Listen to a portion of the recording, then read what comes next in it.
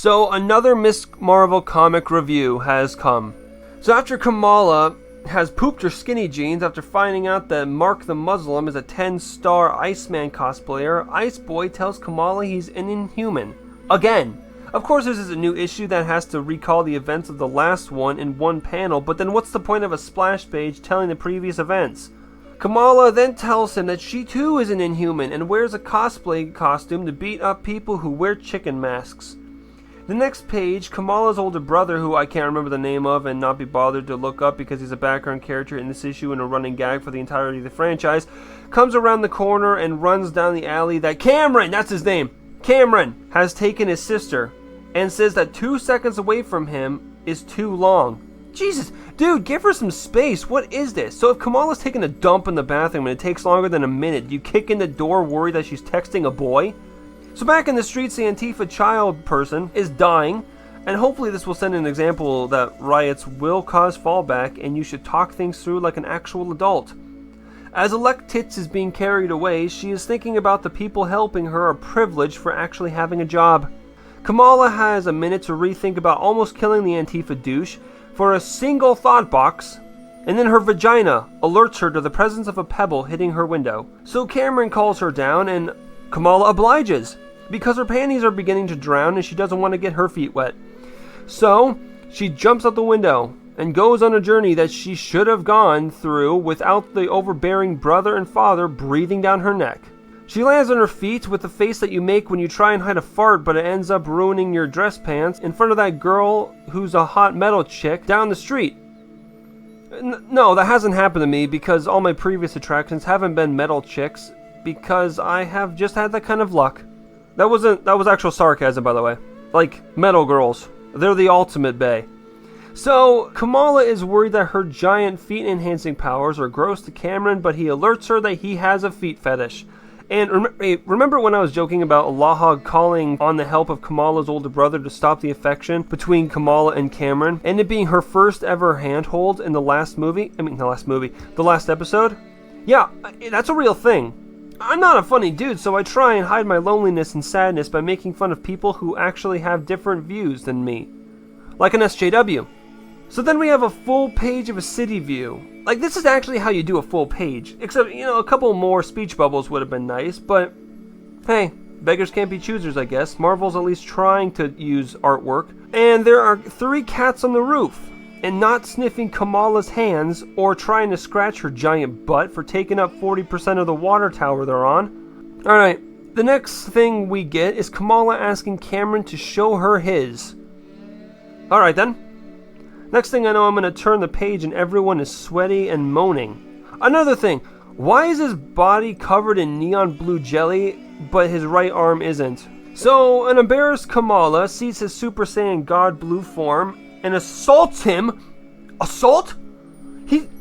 She's touching his forehead, and this is overlooked. Like, this is actual sexual assault, and Twitter isn't blowing up. A touch on the forehead is next tier burning down an orphanage with baby puppies in it. But it's not a woman, so I think we're safe, thank God. If it was Cameron touching Kamala's forehead, then Twitter would have been all over that. So the Blue Man Group member throws a pen into the void using Harry Potter magic. Kamala makes a joke about the power being explodey, and then he tries to use the science in the comic. And Kamala is actually giving a damn about almost killing the Antifa chick, but Cameron emotionally validates her, then leans in to smooch that face. Thanks, Marvel. We finally get a straight character. Whew. Wow. Only 2 so far? That's a record. Then the man finds them and they run away. The next day, the older brother is finally getting a job. Oh yeah, I forgot to tell you, he apparently doesn't have a job. And Kamala is there waiting for the bus. Then Bruno comes around and gives Kamala a coffee and tells him, and then she tells him, misspoke there. She tells him that she's tired. Out of the blue, a car comes and it's Cameron. And Kamala, despite Bruno giving her a coffee, leaves him in the literal dust. Like, dude, that's cold. So then Bruno is left hanging. Oh, and here we go. Here we go, by the way. Remember the last chapter where I said that it's okay for Kamala to date a white dude? Yeah, watch this. So Kamala's older brother tells Bruno He will never get with Kamala because he's white. Look at this panel. It literally says that. Okay, so let me break this down for you. Elmaz is my best friend, and he's from a Muslim family. Elmaz is my best friend from a Muslim family. And guess what? He's dating a white chick. His family loves her. And they have problems, but they're a great couple. They've been dating for years. So this comic is telling me that Kamala's family is so old-fashioned and so racist they won't let someone they actually know and trust date Kamala because he's white? That's legit racism.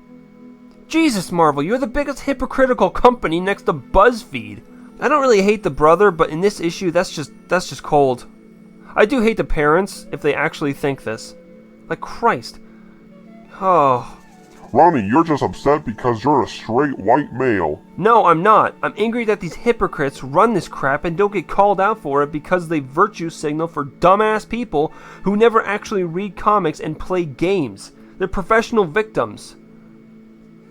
So after that sad overlook of actual racism, Kamala is sitting in a car with a dude that probably smells like Axe body spray and tells him that she's never been driven to school by someone before. And Christ, this is hard to get through. Like, I love the art style, and I still love Kamala, and I still think she has a chance for redemption, but this plot is so boring.